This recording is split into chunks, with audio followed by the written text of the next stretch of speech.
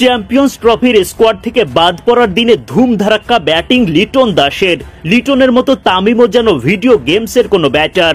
এক ম্যাচে দুই বাংলাদেশি ব্যাটারই পেলেন সেঞ্চুরির দেখা। আনন্দ ভাগাভাগি করলেন একে অপরের সাথে।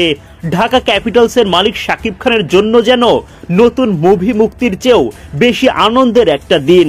পার্টনারশিপের ডাবল সেঞ্চুরি তুলে বিপিএল এর রেকর্ড বুক তছনছ করেন লিটন তামিমরা। এমন ব্যাটিং তো ভক্ত হিসেবে আপনার হৃদয়ে গেঁথে থাকবে। রবিবার বিপিএল এর দিনের দ্বিতীয় ম্যাচে মাঠে নামে দুর্বার রাজশাহী ও ঢাকা ক্যাপিটালস। টস জিতে আগে বোলিং এর সিদ্ধান্ত নেন রাজশাহী অধিনায়ক এনামুল হক বিজয়। ব্যাটিংয়ে নেমে শুরু থেকে রাজশাহীর ওপর চাপ বাড়ান ঢাকার দুই ওপেনার লিটন দাস ও তানজিদ তামিম। রাজশাহীর বোলারদের পাত্তাই দেননি তারা। সানজামুলের করা ইনিংসের পঞ্চম ওভারে মারকুটে ভূমিকা নেন তামিম। টানা 4 বলে হাঁকান 2টা করে ছক্কা ও 4।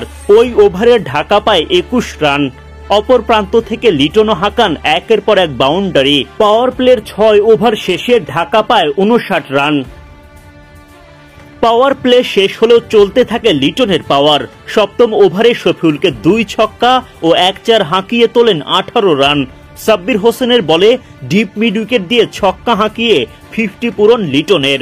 চ্যাম্পিয়ন্স ট্রফির স্কোয়াড থেকে বাদ পড়ার দিনে ব্যাট উঁচিয়ে ধরার প্রয়োজনীয়তা অনুভব করেননি এই ব্যাটার, বরং দলের রান বাড়ানোর দিকেই মনোযোগ দেন। 50 পূরণের পরের বলে ফের লিটনের ছক্কা।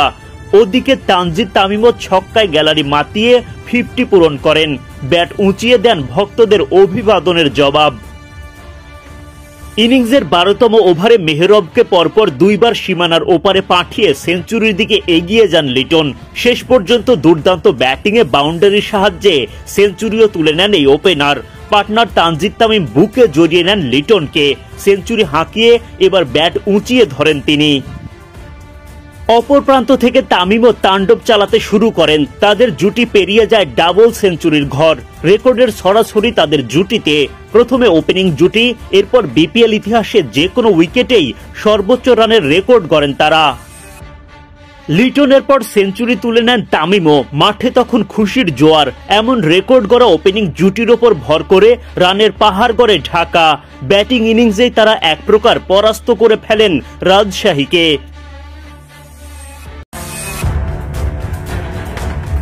চ্যাম্পিয়ন্স ট্রফির স্কোয়াড থেকে বাদ পড়ার দিনে ধুমধারাক্কা ব্যাটিং লিটন দাসের।